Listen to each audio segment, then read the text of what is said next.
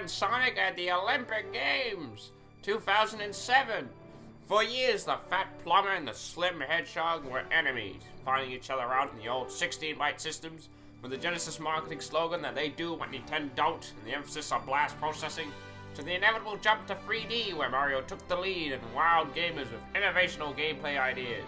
These two characters from different worlds were finally coming together in one game. And it was a sports game set at the Olympics. Sonic went solo for the mobile version of the game, which didn't do so well. Sonic Rivals 2, 2007. Sonic tried his luck again on the PSP with Rivals 2. It was the same as the first one, but much slower and emptier. It received mixed reviews, with its common complaint being that it had too much filler. Sonic Riders Zero Gravity, 2008. Sonic Riders got a sequel that once again featured those annoying birds. It was mostly tiresome and tedious game that had a plot involving Jet being related to aliens or something. Who writes this crap anyway? 3 people wrote this game? 3? Sega Superstars Tennis, 2008. Sonic had another crossover with his fellow Sega companions in a good-hearted game of tennis. It was actually a fun little game, mostly thanks to the appearance of Gilius. Look at him go! Super Smash Bros. Brawl, 2008. It may not be a Sonic game, but he's in it. Sonic became a guest character for Smash Bros. Brawl, one of the most anticipated Nintendo games ever. Fans went nuts over him, and thankfully, he lived up to the hype, being one of the best fighters in the game. Sonic Chronicles: The Dark Brotherhood, 2008. A Sonic RPG developed by one of the masters of RPGs, BioWare? What could go wrong? Well, thankfully nothing. Sonic Chronicles perfectly adapted the Sonic gameplay into an entertaining RPG adventure, with an interesting story and likable supporting cast. It received positive reviews and introduced Shade into the family tree. Sonic Unleashed, 2008. When the first trailer of this game was revealed, fans were overjoyed with excitement and demanded Sega to just take their rings. However, that trailer forgot to mention the Werehog. Yep, because it takes so long to make a daytime running stage, Sonic Team decided to extend the game with you running at an average pace, punching enemies with your stretchy arms, like God of War. This game received mostly negative to mixed reviews, with most praise heaped upon the daytime stages. There was also a short film made to promote the game, where Sonic and his new buddy Chip encounter 2 ghosts competing for a girl's affections. Sonic the Hedgehog Jazwares Figures, 2008. Jazwares started to produce a new line of Sonic figures, and so far, they've done an excellent job, as they're focusing on the entire cast. Sonic and the Black Knight, 2009. Sonic reached the lowest he's ever been with this abomination. Well, that's open for debate, because Sonic Labyrinth is pretty bad. The gameplay just involves you holding forward and waggling the Wii Remote through environments that stripped away everything you love about Sonic. I mean, how could a developer that made Sonic 3 and Knuckles produce this? It just boggles the mind. In fact, this game is so bad that Sega actually delisted it, along with Sonic 06 and Unleashed, to increase the value of the series. Mario and Sonic at the Olympic Winter Games, 2009.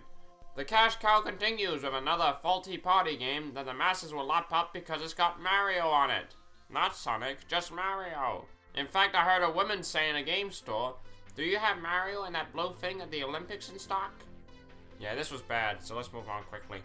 Sonic also went solo for the mobile version of the game, which didn't do so well. Sonic and Sega AllStars Racing, 2010. The start of 2010 was a positive one for Sonic, as he starred in a nifty racing game that is considered the best kart racer on the PS3 and Xbox 360. It had a wonderful cast of characters such as the amazing Bonanza Bros, and featured plenty of rich content. It was universally praised by everyone, which was quite rare after those dark years.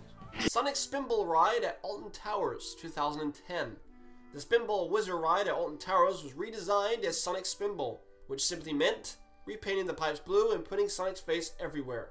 This was also the first time the fans heard Sonic's new voice, which they criticized as being a Jason wannabe at the time. Sonic Classic Collection 2010. Yep, Sega loves releasing their old games, and here they were again on the DS. They received mixed reviews saying that the small screen doesn't give the games justice. At this point, Jason Griffith, the current voice of Sonic, was replaced with this bull-headed man named Roger Craig Smith. This split the voice wars into three, with fans Ryan, Jason, and Roger. However, I would rather call it a fruitless Oh, you said this before. Sonic the Hedgehog 4, Episode 1, 2010.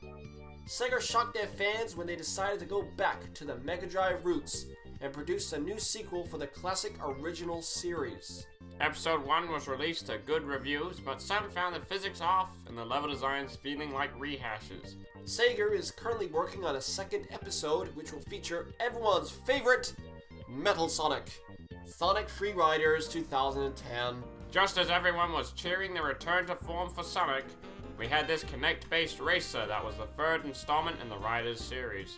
Unfortunately, the controls didn't work well enough and the overall package was lacking, reminding everyone about Sonic's dark time. But then Smiles returned, once again with Sonic Colors, released in the same month. The game removed all the gimmicks clouding previous games and focused primarily on the platforming action. The story was cheesy, but it didn't matter when you saw the incredible graphics and heard the fantastic music.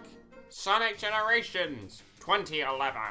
Now we've come to Sonic's 20th anniversary, with Sonic Generations that brought classic Sonic back into the limelight. The game took some of the most iconic stages from the Hedgehog's past and reworked them to provide every Sega gamer with a nostalgic experience. Then again, Crisis City is pretty dull, but at least they got rid of the Werehog.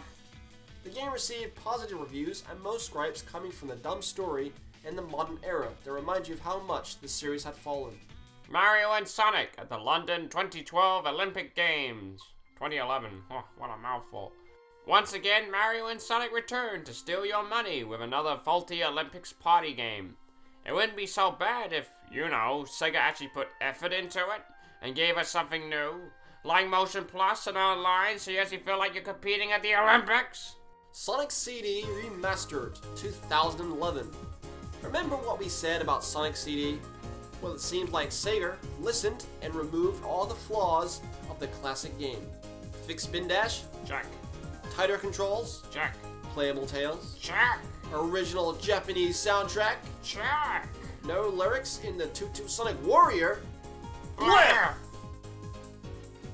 So Sonic had a rough ride, starting out as a fresh-faced mascot capable of beating Mario. All the way down to becoming a speck on the underpants of society, to finally rise again and compete with the big boys.